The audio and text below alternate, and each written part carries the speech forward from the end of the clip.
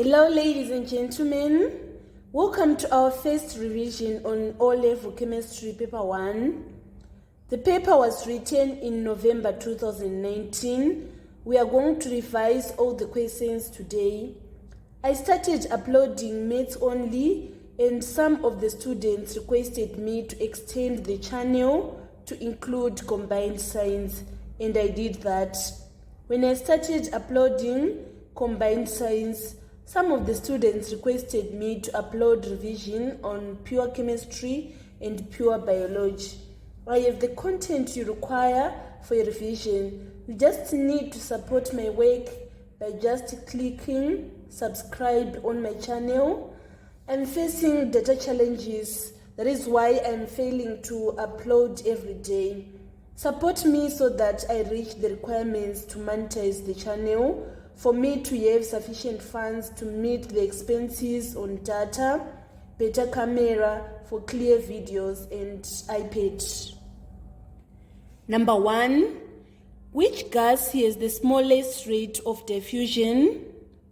So the Grommer's law of diffusion, which compares the rates of diffusion, tells us that among a set of gases, the one that diffuses fastest is that with the lowest molecular mass.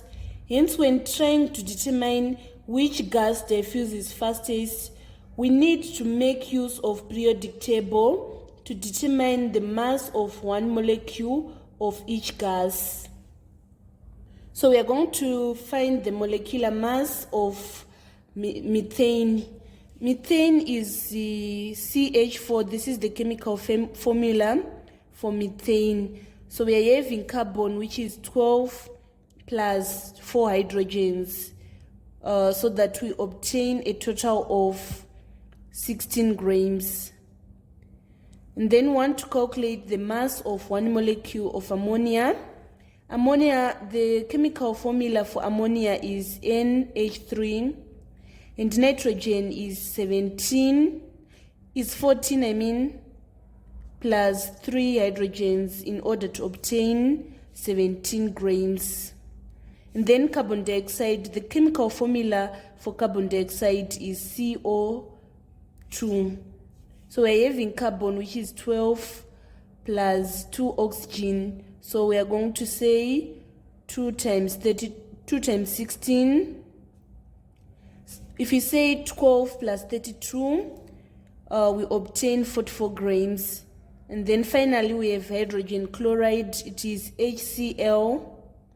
Hydrogen is 1, and then chlorine is 35.5. So we say 35.5 plus 1 to obtain 36.5 grams. We can see that methane is the one that is the lowest mass. So that is going to be the gas that diffuses fastest. So on number 1, our answer is methane. Let's move on to number 2. Number 2, which diagram correctly represents a sulfide ion? So you should understand the difference between sulfur and sulfide ion. Sulfur has 6 electrons in its outer shell, but when we are talking about sulfide, it has gained 2 electrons to acquire octet configuration. We are going to select an answer with 8 electrons in the outer shell. So let us calculate the number of electrons in the last outer shell. In this case, we are having 1, 2, 3, 4, 5, 6. Here we are having 6 electrons. And then next we are having 1, 2, 3, 4, 5. We are having 5 electrons. And here we are having 1, 2, 3, 4, 5, 6, 7, 8. Here we are having 8. And then in this case we are having 1, 2, 3, 4. We are having 4 electrons. So the answer that is going to qualify as sulfide ion is C, because it has 8 electrons in the outer shell. Sulfide ion has acquired the electronic configuration of argon. Number 3, which apparatus is used to measure an exact volume of 25 cubic centimeters? So pipettes are used to measure out fixed volume of liquids very accurately. The most common sizes are 25 cubic centimeters and 10 cubic centimeters. So we are going to select our answer as B on number 3. Of course, we know that measuring cylinders are used to measure volume, but measuring cylinders are not accurate enough if you need an exact volume. You cannot use the marking on a conical flask or a beaker. They are just approximations. And then to measure variable volumes of liquid very accurately, for example, in titration, we use burates. So the answer is B on number 3. Number 4, what is the volume occupied by 3 moles of carbon dioxide at room temperature and pressure? So you should understand that 1 mole of carbon dioxide at room temperature and pressure is equals to 24 decimeter. What about 3 moles of carbon dioxide? It is going to be more. So in order to get the volume of 3 moles of carbon dioxide, we are going to say 3 over 1 times 24, which is equals to 72 decimeter. So our answer on number 4 is C. Let's move on to number 5.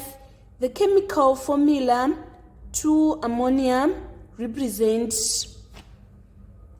The chemical formula 2-ammonia, it means that 1 nitrogen molecule, so we write 1 nitrogen molecule like this, reacts with 3 hydrogen molecule, write 3 hydrogen molecules in order to produce 2 moles of ammonia. So A is selected out. We are saying 3 molecules of hydrogen, not 6 molecules of hydrogen. C is selected out. We are saying 1 nitrogen molecule, not 2 nitrogen molecules. 2 atoms of ammonia is selected out because when you are talking about atoms, these are the basic units of an element. Ammonia is not an element, it is a compound. So we are going to take our answer as B. We are having these 2 molecules of ammonia. Number 6, an exothermic reaction is one which is, so first I need to define what is an exothermic reaction. In exothermic reaction, more energy is released when the bonds are formed in the products than is used to break the bonds in the reactant. So the answer is C. In summary, exothermic is one which has great bond formation energy than bond breaking energy. Number 7 is requiring us to mention the main function of limestone in the blast furnace. So the main function of limestone in blast furnace is for removing the impurities present in ore, thereby acting as a flux. So we are going to take C as our answer.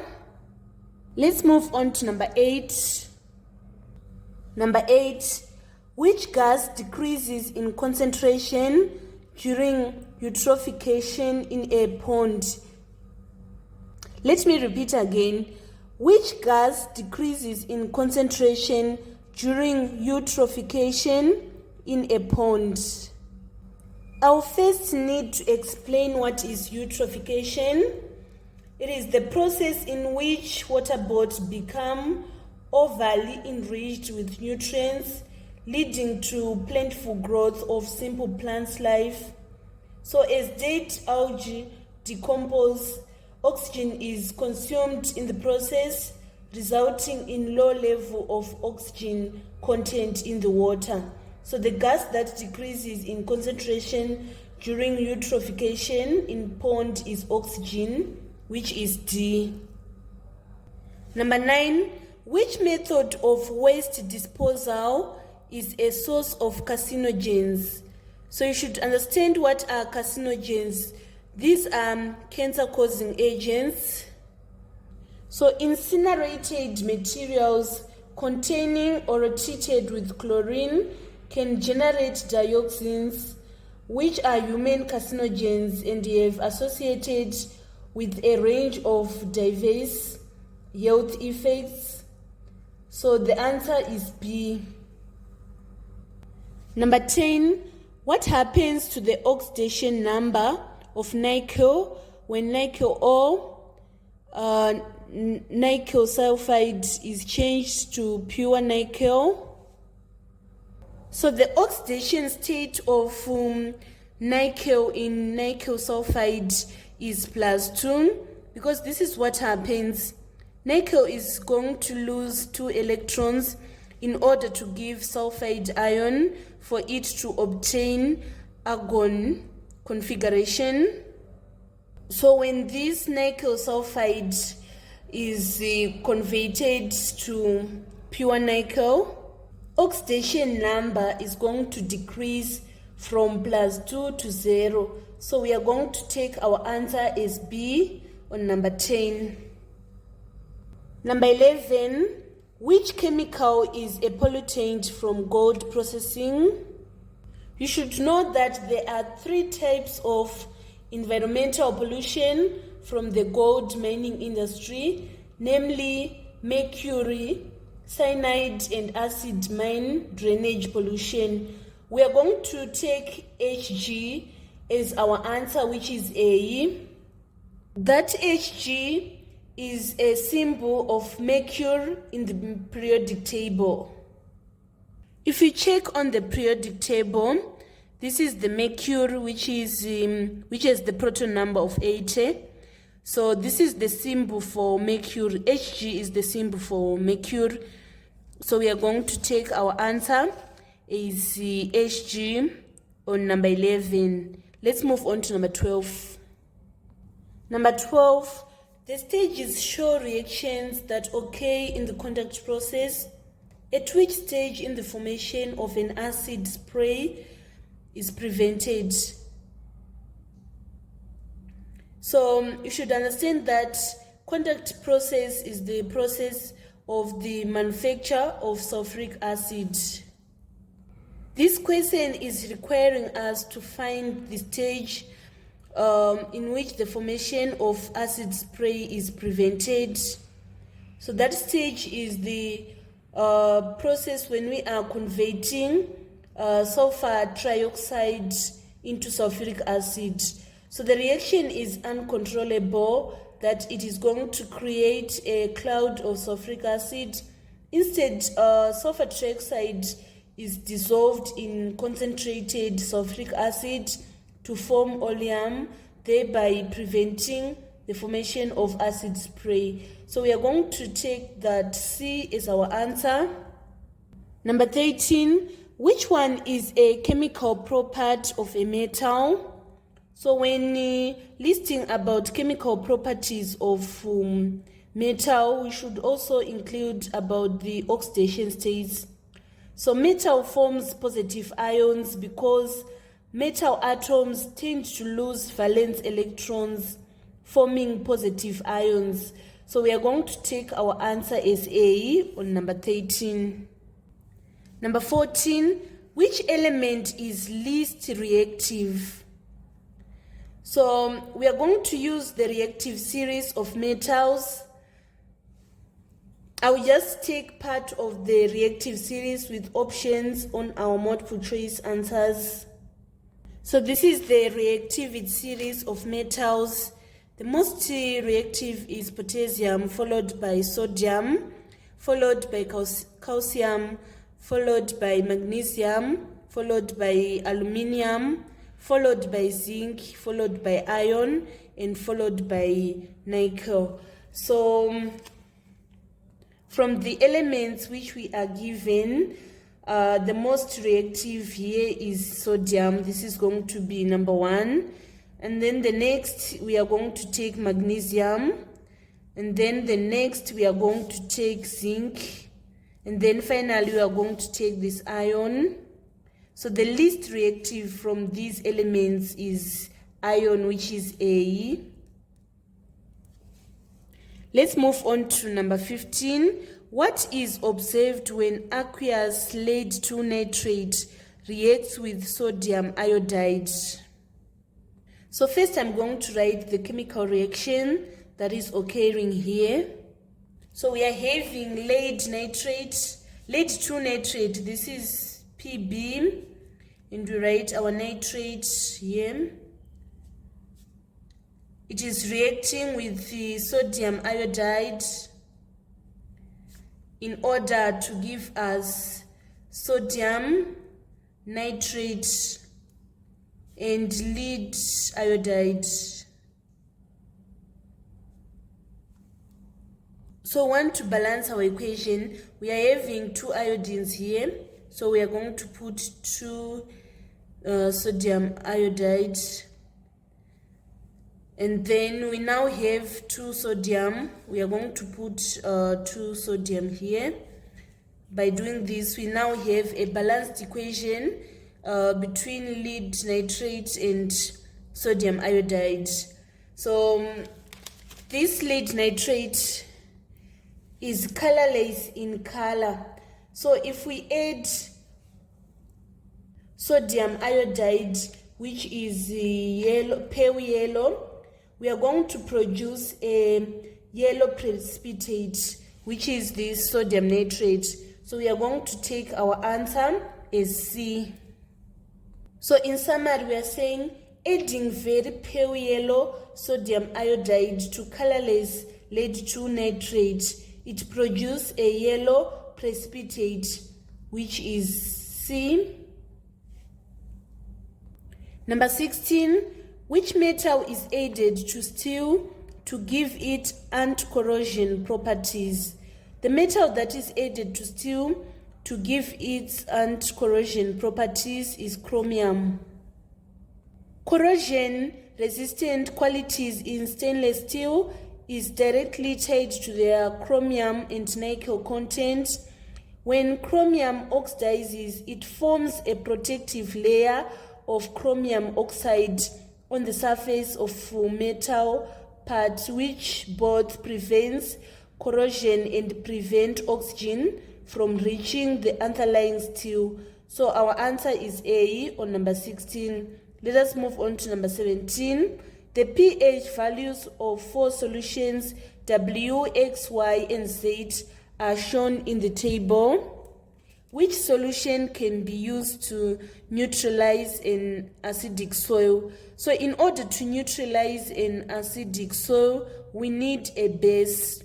So W, it can't be a base, it is an acid, because acid pH ranges from 1 to 6.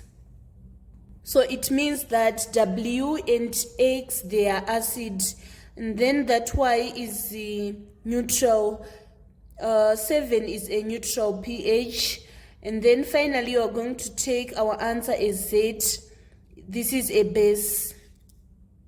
So we take Z as our answer, because for neutralization reaction to occur, we need to react an acid and a base. So we are going to react in a base which has pH of 11 in the acidic soil in order to neutralize the acidic soil. Let us move on to number 18. Number 18, the correct order of preparing some salts from a metal and an acid is: first, you need to understand how we manufacture salts. Salts are made from the neutralization of acid with either a metal or an alkaline solution or carbonate. This is how we make up the salt. We make salt from the neutralization of acid with either a metal, an alkaline, or a carbonate. in this case, we have a metal. So in our first step, we are going to react a metal and an acid to form a salt in displacement process. Reaction of metal with acid is known as displacement reaction. So we can see that our answer is B. I will continue to explain other processes which are following. So this is how we do the process. First, we add acid to a beaker. We add powdered insoluble reactant to some acid in beaker, stirring to mix. Mixture will be, if we have a sense, we should continue adding powder until it is in excess. After that, we are going to filter the mixture in beaker to remove excess powder. That is when we are going to find this filtration. And then after that, we need to allow the water to evaporate. This is how we are going to take this evaporation. And then finally, we are going to obtain the pure dry crystals of salt by crystallization process. So our answer is B. Number 19, which substance is reduced in the reaction shown? We're having calcium oxide plus carbon in order to give us calcium plus carbon dioxide. So we need to understand the definition of reduction using oxygen. So reduction is loss of oxygen. So we can see that calcium oxide has lost oxygen in order to have that pure calcium. So calcium oxide was reduced. Our answer is going to be A. Number 20, which is not a reason for electroplating metals? Electroplating is widely used in industry and decorative arts to improve object surface quantities such as abrasion, corrosion, resistance, lubricity, reactivity, electrical conductivity, and appearance. So it is not done to improve purity. It is done, yes, for decorative purposes, for protective purposes. We are protecting by improving the corrosion resistance, and also it improves the electrical conductivity. We are going to take our answer as C. We don't improve purity by electroplating, but we do electroplating for decorative purposes, for protection, and to improve electrical conductivity. Number 21, lathering of soap is a test for the A, purity of water, B, acidity of water, C, hardness of water, and D, alkalinity of water. Our answer is C on number 21. Lathering of a soap is a test for the hardness of water. Lathering of soap is a test for the hardness of water.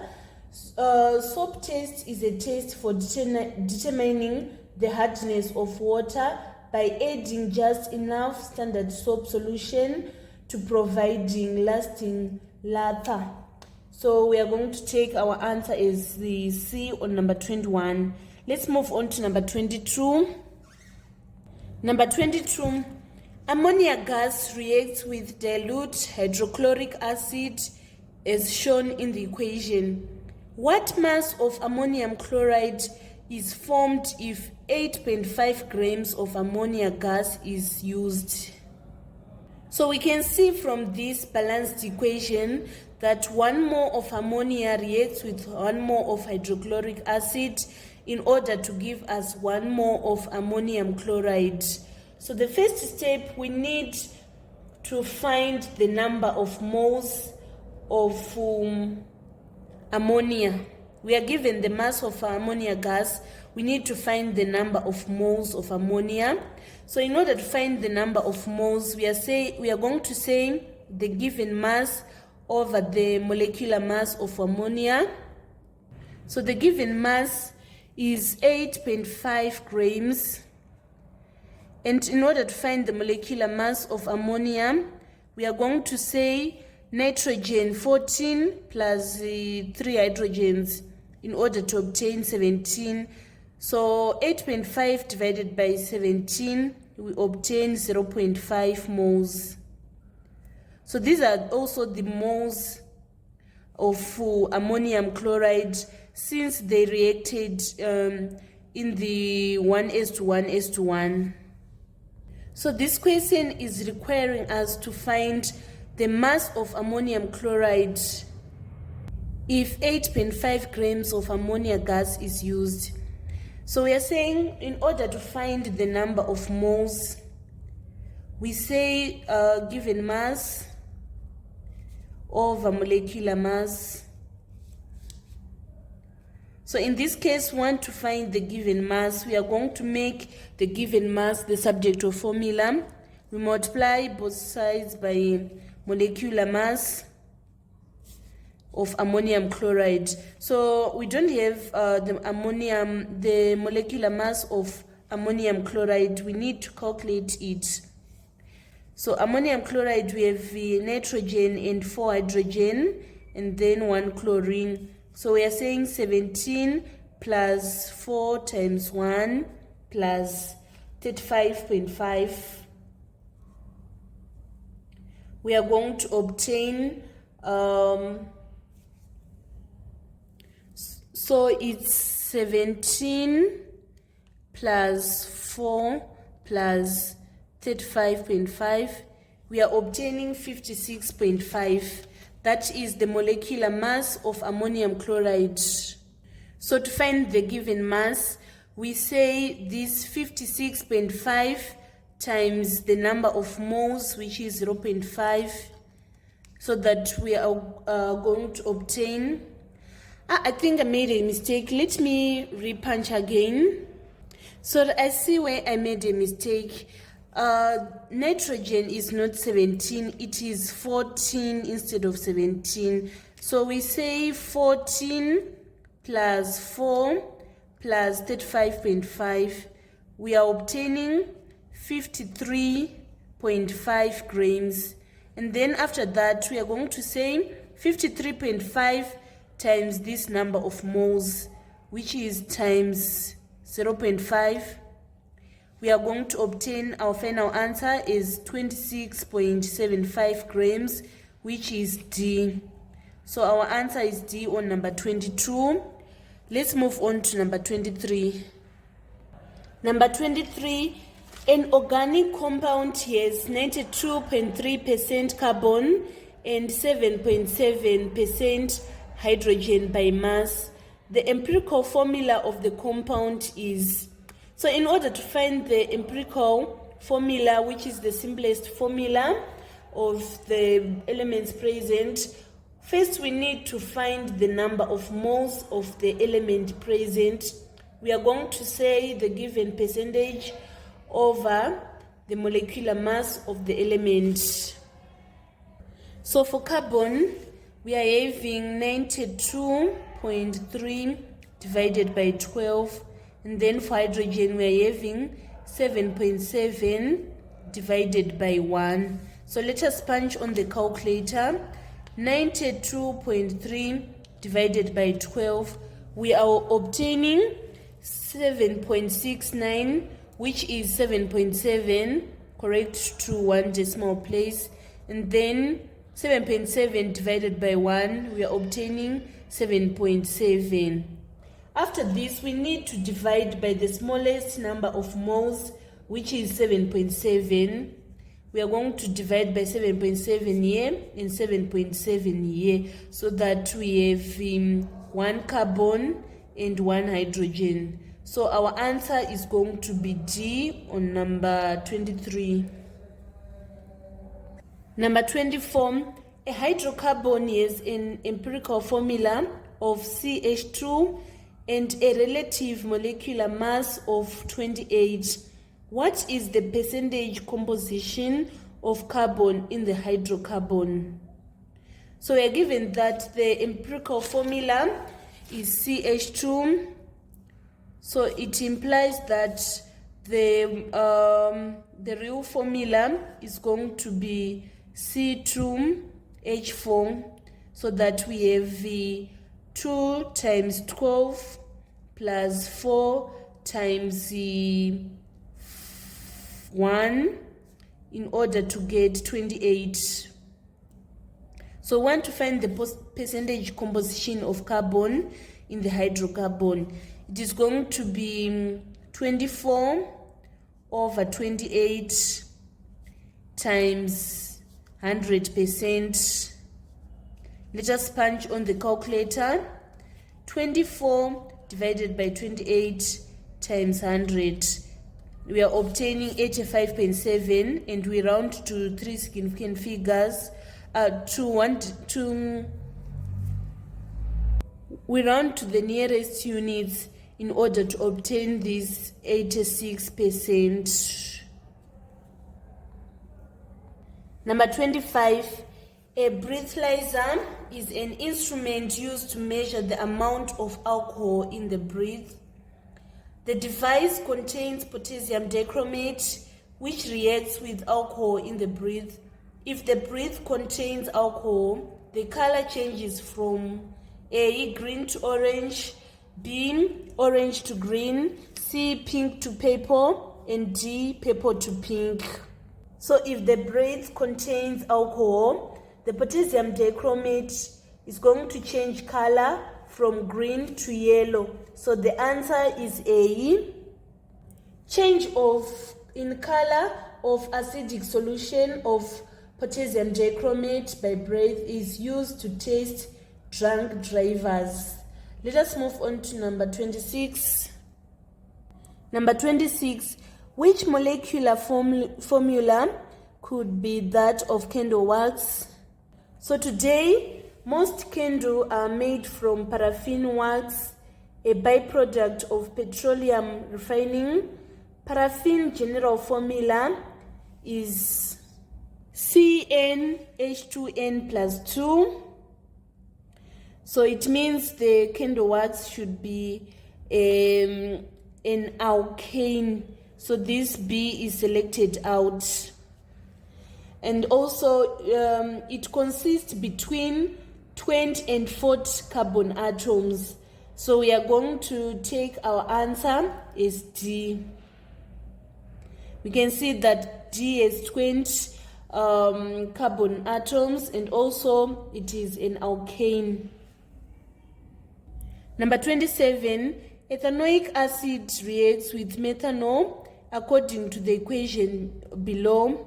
What is the name of this ester formed? So the ester that is formed is known as methyl ethanoate. So our answer is B. So this is the methyl part, and this is the ethanoate part. So it is known as methyl ethanoate. Let's move on to number 28. Number 28, a hydrocarbon X can crack as shown. What could be X?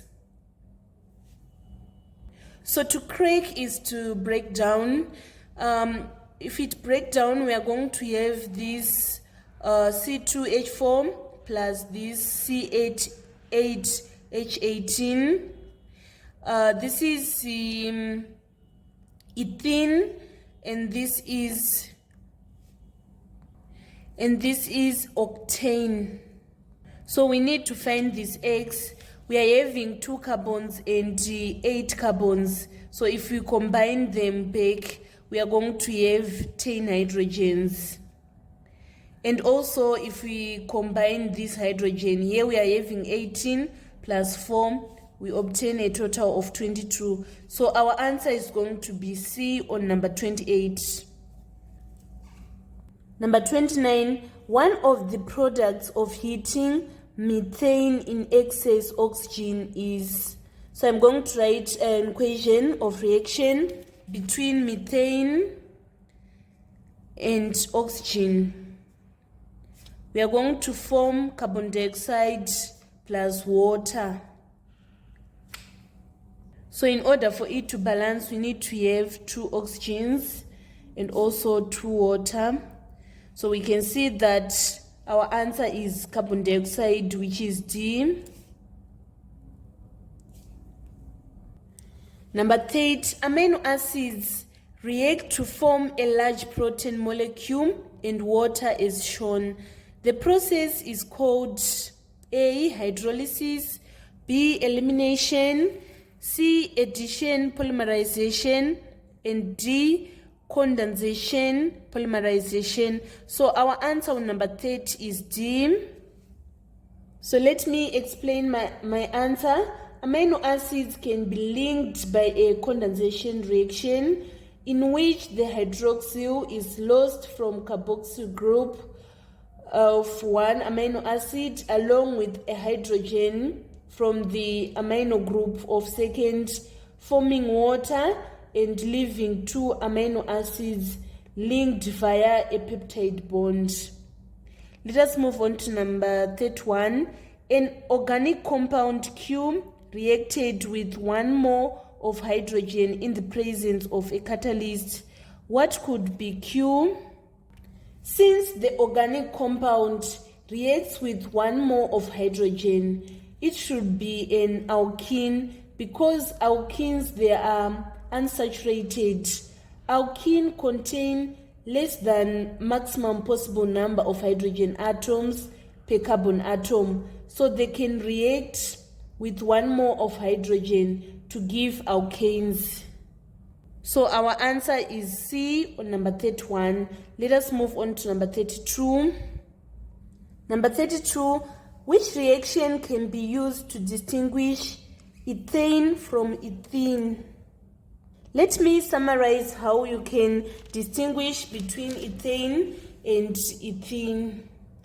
First, you need to take ethane and ethene in 2 separate test tubes and dissolve them. We are dissolving these ethene and ethane in carbon tetrachloride solution. After that, we pass bromine gas into 2 test tubes. If the color of bromine is discharged in the dark condition, gas is ethene, and if color remains the same, then the test tube is containing ethane gas. So we are going to take our answer as C on number 32. Number 33, the reaction between an alkene and bromine in the dark is A, an addition reaction, B, an oxidation reaction, C, a reduction reaction, and D, a polymerization reaction. Our answer on number 33 is A. Let me explain my answer. The reaction between alkene and bromine in the dark is an example of electrophilic addition. So we are going to take our answer as A. Electrophilic addition reaction is an addition reaction which happens because what we think of as the important molecule is going to be attacked by electrophile. So our answer is A on number 33. Number 34, the diagram shows some energy profiles of different reactions. Which diagram represents the reaction with the largest negative enthalpy energy of reaction? So we are going to select A and B out. These diagrams are examples of endothermic reaction. The one that has negative enthalpy is exothermic reaction, and the presentation of exothermic reaction is C and D. So we now need to compare between C and D, which is going to be our answer. So first we need to label. You should know what is the activation energy, and we should also know where we are going to label energy released. So this portion from this point to this point is known as activation energy, and also from this point to this point, it is also the activation energy. And then energy released is represented from this portion to this portion, and also from this portion to this portion. So we can see from our diagram that C have lower activation energy than D. So, and also you can see that energy released in C is more than energy released in D. So higher activation energy means slow rate, and lower activation energy means higher rate. So we are going to take our answer as C. Let us move on to number 35. Number 35, a solution of silver nitrate was placed in 4 different test tubes and subjected to different tests as shown in the diagram. So in A, we are having solution plus sodium hydroxide, and in B, we are having solution plus sodium hydroxide plus aluminium foil, and in C, we are having the solution only, and then in D, we are having solution plus aluminium foil. In which test tube will the red litmus paper change to blue? So this is the test for nitrate ion. When testing for nitrate ion, if we mix the solution, the nitrate solution, and we add sodium hydroxide, we need also to add aluminium foil so that ammonia gas is going to be given off. If we use damp red litmus paper to test for the gas, it is going to turn blue. It means that the gas is ammonia, and the test for nitrate ion is positive. Aluminium reduces the nitrate ion to ammonium ion, so we are going to take our B as the answer. To test for nitrate, we both need sodium hydroxide and aluminium foil. Let us move on to number 36. Packaging material made of polyethylene cannot be disposed by landfilling because it is A, poisonous to animals, B, non-biodegradable, C, a condensation polymer, and D, an addition polymer. Our answer is B on number 36. So most polymers, including polyethylene, are not biodegradable. This means that microorganisms cannot break them down, so they can cause a litter problem if disposed by landfilling. Our answer is B on number 36. Let's move on to number 37. Which statement is true about the use of plants in traditional medicine? Traditional medicine comprises medical aspects of traditional knowledge that developed over generation within folk beliefs of various societies, including indigenous people, before the era of modern medicine. We are going to select B as our answer, which is they can improve the health of a person. It is true that they can improve the health of a person. There are not clear prescription and dosages. So we are not going to take A as the answer. They are different from modern medicine, where you are instructed to take the prescriptions at certain given time and specific dosage. Herbal medicine are often self-ministered. As a result, there is no dosage or warning specified. Herbal medicine can be mistakenly thought to be completely safe because they are natural products. This is not always correct. They may produce negative effects that can range from mild to severe, including allergic reactions. So our answer is B on number 37. Number 38, purity of a substance can be tested by A, crystallization, B, chromatograph, C, filtration, D, precipitation. So our answer is B, which is chromatography. Chromatography is important biophysical technique that enable separation, identification, and purification of components of a mixture for qualitative and quantitative analysis. If it separates out into only one spot on chromatogram, it is pure substance. So our answer is B on number 38. And then on number 39, in the purification of water, the coagulant used is A, aluminium sulfate, B, potassium sulfate, C, copper sulfate, D, barium sulfate. Our answer is A. First, I'll explain what are coagulants. These are chemicals that are added to water to bring non-settling particles together into larger, heavier masses of solids called floc. Aluminium sulfate, which is A, is most common used coagulant for water purification. Other chemicals such as ferric sulfate or sodium aluminate may also be used.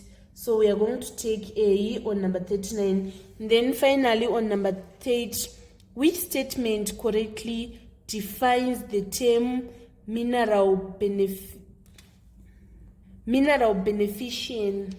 So mineral beneficiation is a process of separating economically essential minerals from their respective ores. So we are processing ore to add value and fetch higher prices on the market. So our answer is C. That was all about chemistry, O-level paper 1 that was written in November 2019.